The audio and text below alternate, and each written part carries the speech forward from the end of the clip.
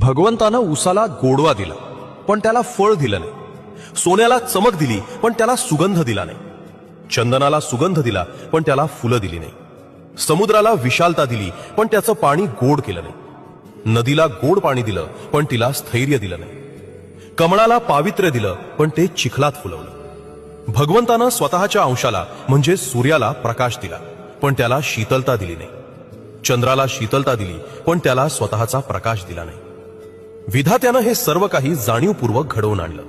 विद्वानाला ज्ञान दिलं पण संपत्ती दिली नाही।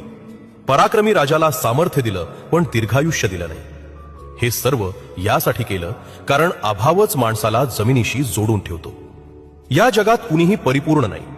प्रत्येकाला काहीतरी मिळालंय आणि काहीतरी अपूर्ण राहिलंय।